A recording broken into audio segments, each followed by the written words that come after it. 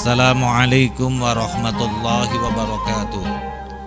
Bismillah, alhamdulillah, la khawla wa la quwwata illa billah. Bapak Ibu yang dirahmati oleh Allah Subhanahu wa ta'ala, pada hari ini saya akan mengutarakan beberapa hal. Di antaranya adalah di antara kita ini setelah beramal seolah-olah kita ini menjadi orang yang paling soleh. Ketika kita melakukan ibadah di bulan Ramadan ini, kadang pikiran kita seolah-olah kita dapat pahala dan kelak di akhirat nanti merasa bahwa diri kita ini dapat jaminan datangnya dari Allah. Tetapi kita kadang lupa ada sebuah hadis yang mengatakan syiddatul asya tukhbitul a'mal. Ada 6 hal yang akan menghapus amal ibadah manusia. Yang pertama adalah al-istighalu bi uyubil khulq. Orang yang senantiasa sibuk membicarakan aib orang lain. Karena itu bagi kita adalah sebuah harapan, jangan sampai kita ini menyakiti perasaan orang lain dan bahkan punya kecenderungan untuk membicarakan aib orang lain. Karena setiap kita memiliki aib. Jangan sampai kita ini merasa bahwa kita ini orang yang hebat lalu kita menghinakan orang lain dan bahkan sampai kita bicarakan aibnya terhadap orang lain. Lalu yang kedua adalah waqaswatul qalb. Orang yang hatinya keras. Mereka adalah orang-orang yang punya sifat buruk. Misalnya saja punya jiwa hasud, punya jiwa iri, punya jiwa dengki, punya sifat yang namanya takabur, ujub dan sebagainya, dan bahkan sampai pada batasan yang disebut dengan riya. Orang-orang inilah yang disebut sebagai orang yang sangat keras hatinya. Dan ini kelak di kemudian hari Allah Subhanahu wa ta'ala tidak akan pernah menerima amal ibadahnya. Ma'asyiral muslimin wa zumratal mu'minin, Bapak Ibu yang dirahmati oleh Allah Subhanahu wa ta'ala. Lalu yang berikutnya adalah wa hubbud dunya.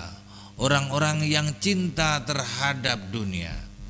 Perlu diketahui bahwa harta dunia ini adalah mutlak pemberian Allah Subhanahu wa ta'ala dengan kita berusaha di muka bumi ini.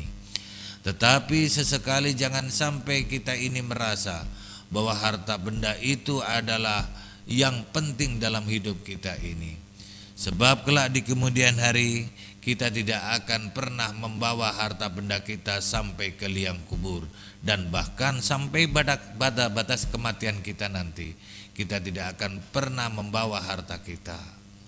Dan orang-orang yang cinta terhadap harta dunia, kelak di kemudian hari Allah tidak akan menerima amal ibadahnya.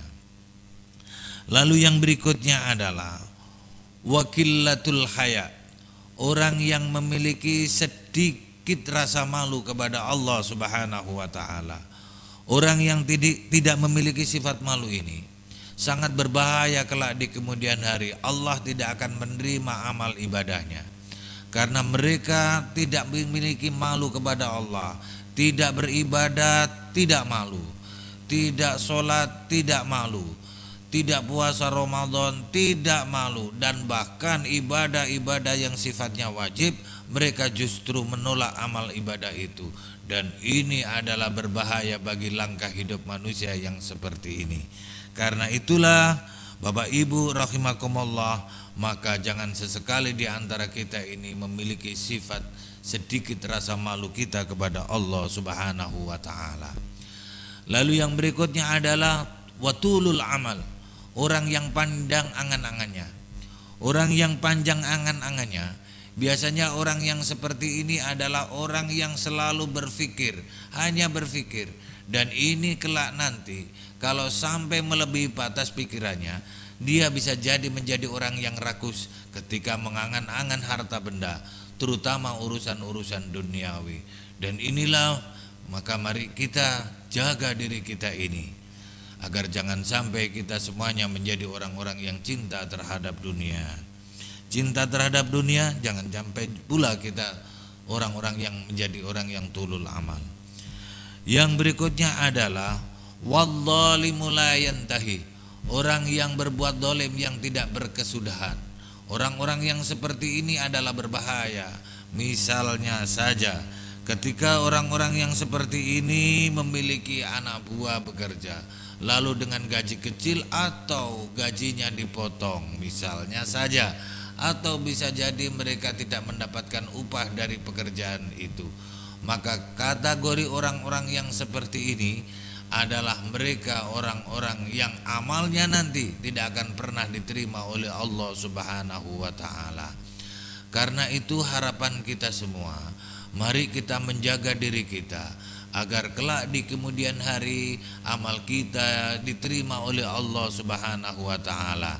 Dan mari kita menjaga diri kita agar jangan sampai diri kita ini terlena dengan amal ibadah kita, tetapi terjebak juga dalam nuansa perbuatan buruk di hadapan Allah Subhanahu wa ta'ala.